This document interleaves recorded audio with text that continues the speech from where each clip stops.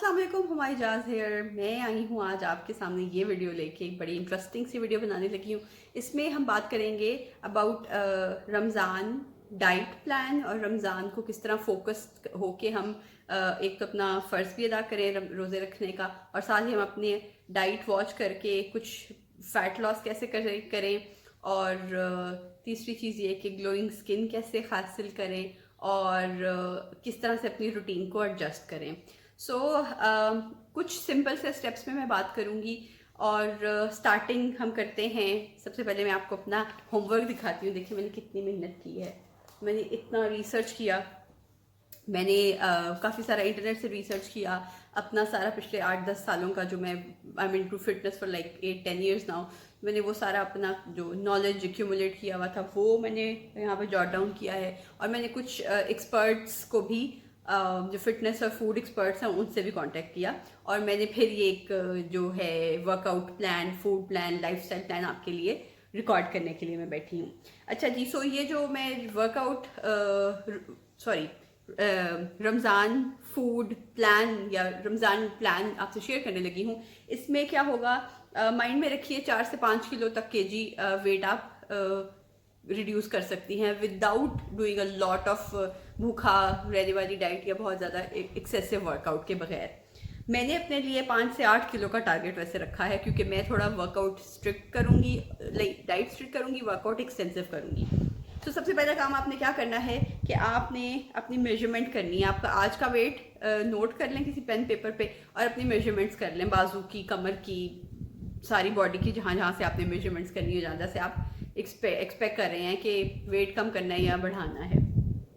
सो आपने अपनी सारी मेजरमेंट्स और करंट जो आपका वेट है उसको नोट करके एक जगह पे रख दीजिए, सेव कर लें।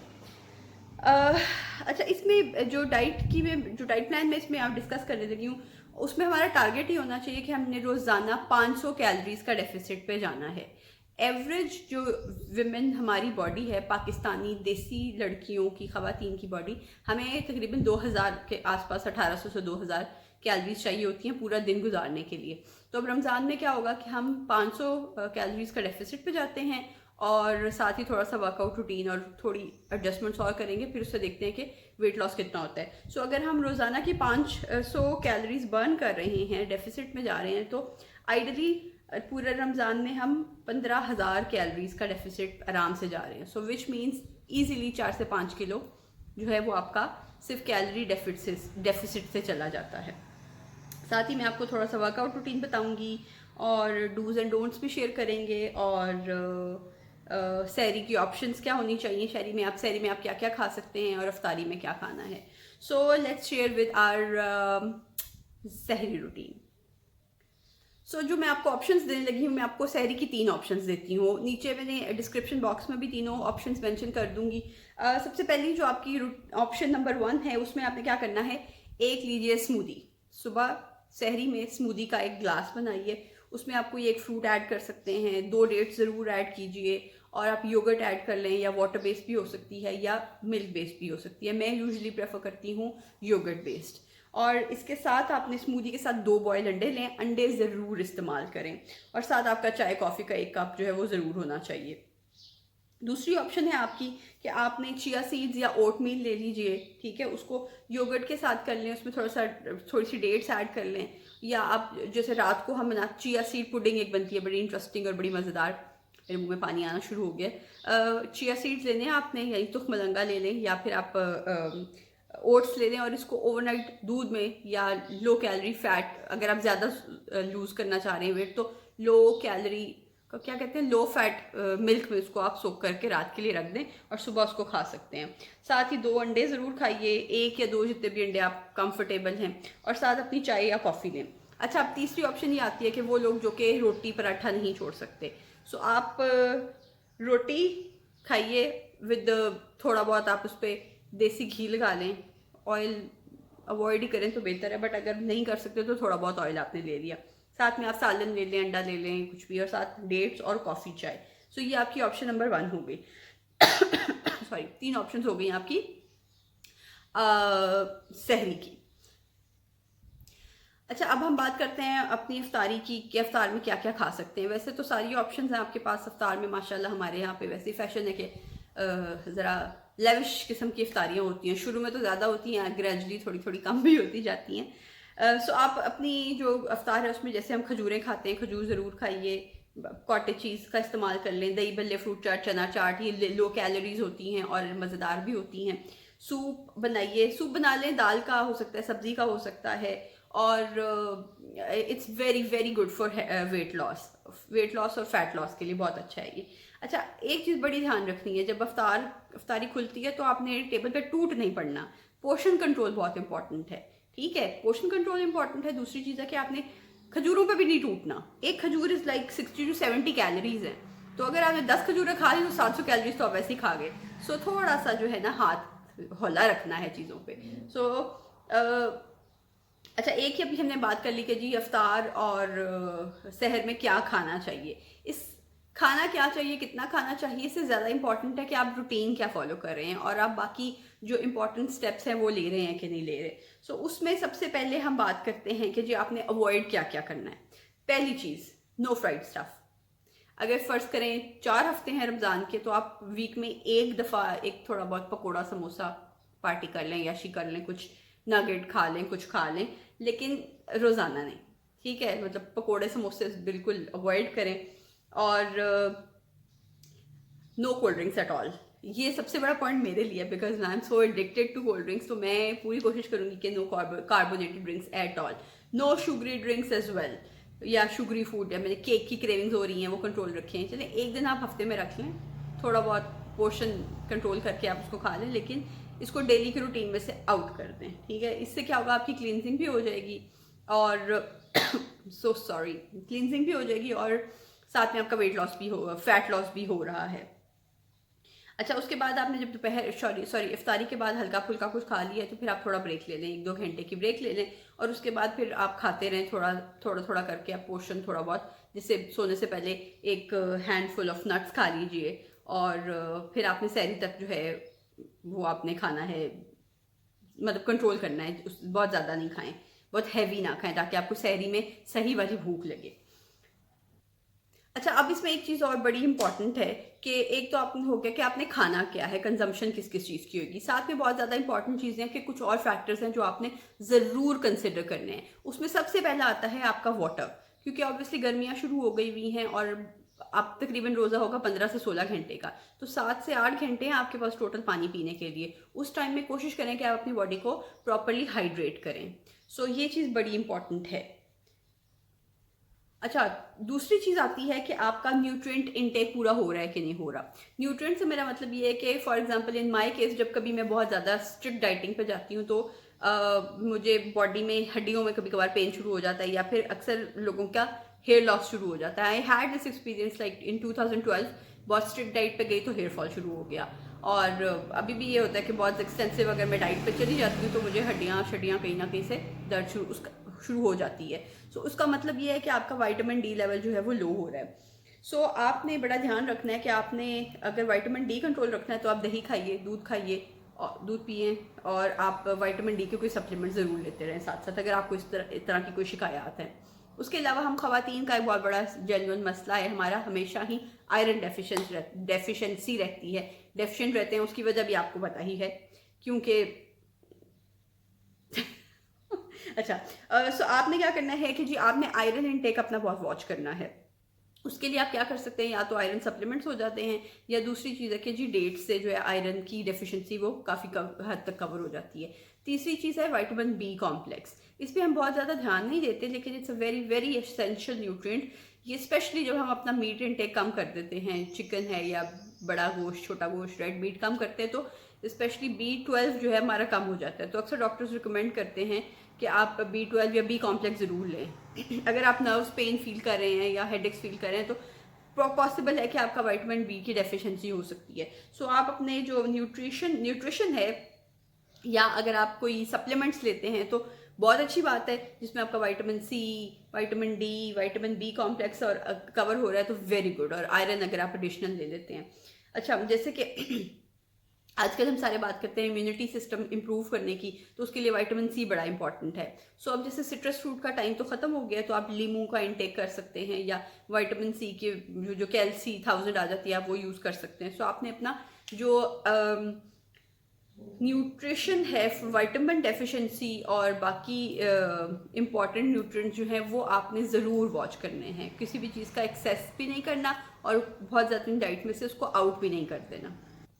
सो नेक्स्ट बात आने लगी है जी हमारी के वर्कआउट रूटीन आपने क्या करनी है। ऑब्वियसली रमज़ान है, रोज़ा रख के हिला भी नहीं जाना अक्सर लोगों से। आई मीन के हम बहुत रिग्रेस वर्कआउट नहीं कर सकते जैसे हम नॉर्मल डेज में करते हैं। सो उसके लिए आपने क्या करना है, दो चीज़ें इंपॉर्टेंट है। एक तो मैं आपको बताऊंगी टाइमिंग्स, आपने कौन कौन से टाइमिंग्स पे वर्कआउट प्लान करना है या वर्कआउट करना है।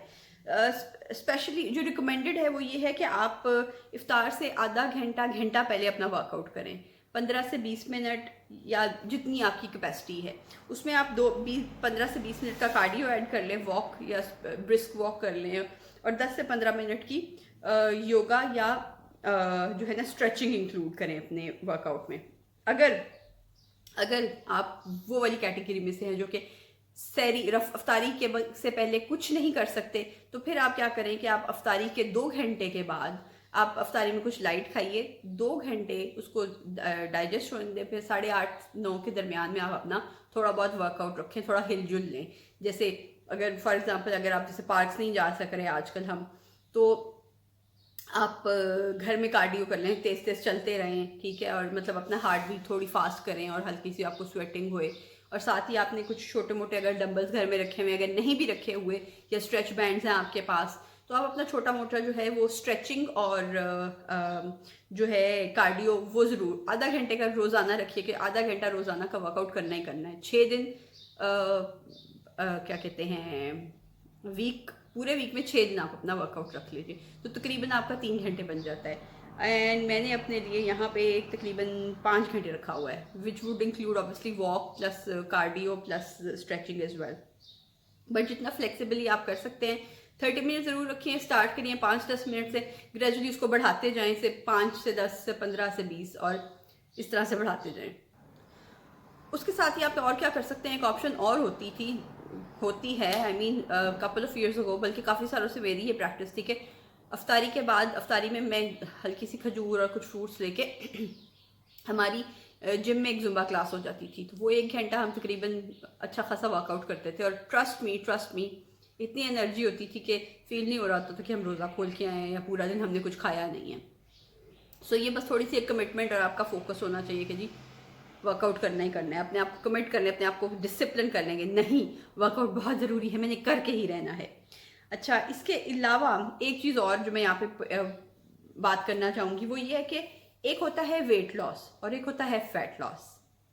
वेट लॉस और फैट लॉस में फ़र्क है। वेट लॉस हो सकता है आप अपने वाटर से वेट लॉस कर रहे हैं, आप अपनी बॉडी में से मसल लूज कर रहे हैं, उससे भी आपका वेट लॉस हो सकता है। Fat loss is different. Fat loss का मतलब ये है, fat loss is healthy, good, एक गुड और बैड फैट है। सो आपने अपना जो गुड है वो नहीं, बैड फैट जो है उस पर फोकस करना है कि आप अपना बैड फैट जो है उसको लूज़ करें। जैसे फॉर एग्जाम्पल कुछ खवातीन के टमी एरिया पे फैट जो है एक्यूमुलेट होता है, या आपके बट्स पे हो रहा होता है, या लेग्स की साइड्स पे हो रहा होता है। सो आपने स्पेसिफिकली देखना है आपका कौन सी पोजीशन, कौन सा पोर्शन है जहाँ पे एक्सेसिव फैट जो है वो स्टोर होता है, और उसके हिसाब से अपना वर्कआउट प्लान करें। कि अगर आप और ऑनेस्टली अगर आप जब कैलोरीज कट डाउन करते हैं तो ऑटोमेटिकली जो है बॉडी सारा फैट जो है वो उसका ख़त्म होता जाता है, बट वो एक्यूमुलेट आपके उसी स्पेसिफिक एरिया पे होता जाता है। सो जैसे हमने बात की कि 15 से 16 घंटे का रोज़ा होएगा, और बड़ा आइडियल टाइम है कि हम अपनी जो है हेल्दी रूटीन के थ्रू अपना जो लाइफस्टाइल एडजस्टमेंट थोड़ी बहुत करके तो हम एक अच्छा सा वेट लॉस भी करें, एक ग्लोइंग स्किन भी आ जाए, और वी फील मोर एनर्जी, और हम ज़्यादा फ्रेश भी फील करें। अच्छा, एक पॉइंट और मैं ऐड करना चाहूँगी, थोड़ा सा मैंने और रिसर्च किया था, उसमें ये था जैसे मैंने भी डिस्कस किया कि एक खजूर में तकरीबन 60 से 70 कैलोरीज होती हैं। मे बी उस it depends on the size of खजूर। कुछ खजूरें जो इतनी बड़ी होती हैं तो ऑब्वियसली उनमें कैलोरीज ज़्यादा ही होंगी। एक अंडे के अंदर तकरीबन 70 से 80 कैलोरीज होती हैं। सो अगर आप सुबह नाश्ते में, सहरी में 2 अंडे खा रहे हैं तो इसका मतलब है आप तकरीबन 140-150 कैलोरीज ले रहे हैं। और अंडा आपको अगले 3-4-5 घंटे जो है, 3 घंटे मिनिमम आपको फिलिंग रखता है, काफ़ी फुल फिलिंग फील होता रहता है आपको। एक बोल अगर आप योगर्ट का खाते हैं तो उसमें तकरीबन 50 से 60 कैलोरीज हैं। कैलोरीज कम है बट इसमें ढेर सारा विटामिन डी है, आप जो आपकी हड्डियों के लिए बड़ा ज़्यादा ज़रूरी है। और अगर आप एक बोल दही भल्ले का खाते हैं तो तकरीबन 300 से 400 कैलोरीज जो हैं वो आप इनटेक कर रहे हैं। और अगर आप दाल का सूप बना रहे हैं अपने डाइट में, अपनी इफ्तार में पी रहे हैं, तो तकरीबन 200 से 250 कैलोरीज उसमें दाल के सूप में एक बोल में इतनी कैलोरीज होती हैं। बट उसमें काफ़ी सारा प्रोटीन है और आई थिंक वो भी है, समझ गए। सो याद आ गया, प्रोटीन भी है और फाइबर भी है।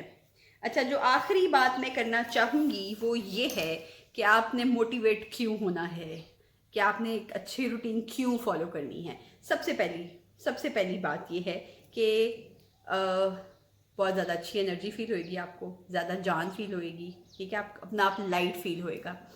और जो पुराने महंगे महंगे कपड़े हैं जिसमें अब हम फिट नहीं होते, उसमें हम फिट भी हो जाएंगे। So it's a great motivation.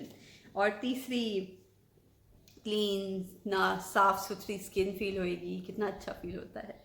और जो सबसे बड़ी मोटिवेशन है वो ये है कि जी कॉम्प्लीमेंट्स कितने मिलेंगे, कितनी पतली लग रही हो।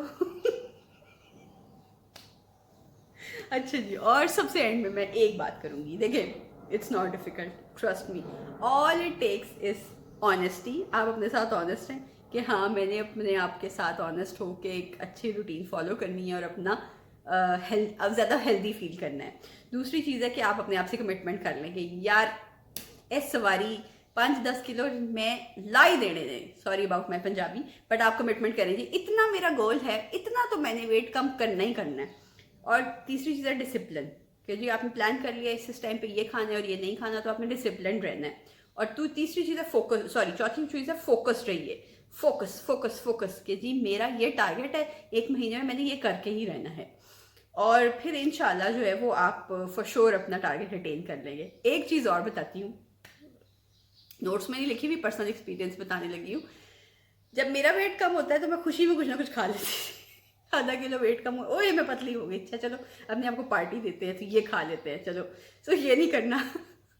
1 महीने के बाद जब हमारा अच्छा सा वेट कम हो जाएगा, ईद पे हम दुबली पतली फ्रेश नज़र आएंगी, उसके बाद हम सोचेंगे कि क्या खाना चाहिए और क्या नहीं खाना चाहिए। सो खैर साथ साथ में जैसे मैंने कहा जी, आपने अगर 4 हफ्ते की हम रूटीन फॉलो कर रहे हैं तो संडे वाले दिन हम खा पी भी रहे हैं यार, नॉर्मल भी खा रहे हैं, इतनी भी कोई बात नहीं।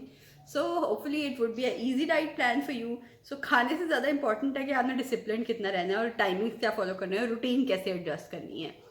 So thank you so much for watching. कोई और क्वेश्चन हो तो मुझे व्हाट्सअप कर दें, यहाँ पे कमेंट्स में भी लिख दें। ये जितनी मैंने बहस I mean discussion I mean बातें की हैं, ये मैं कमेंट्स में भी 1 2 3 करके पॉइंट्स मेंशन कर देती हूँ। जैसे सहरी के ऑप्शंस मेंशन कर दूंगी और अपने सारे नोट्स में मेंशन कर देती हूँ। भाई मेहनत की है, पोस्ट तो मैं करूँगी। Thank you so much for watching and Ramzan मुबारक। खुश रहिए, आबाद रहिए। अल्लाह पाक रमज़ान की बरकत से हम सब की लाइफ्स में बहुत सारी खुशियाँ, सेहत, तंदुरुस्ती और अच्छा वक्त लेके आए। और ये जो हमारे ऊपर कोरोना का टाइम चल रहा है, लॉकडाउन का, ये सेफली ख़त्म होए, दुनिया अपनी रूटीन, अच्छी रूटीन लाइफ में वापस आए और हम पतली पतली नज़र आए। Thank you so much, bye bye.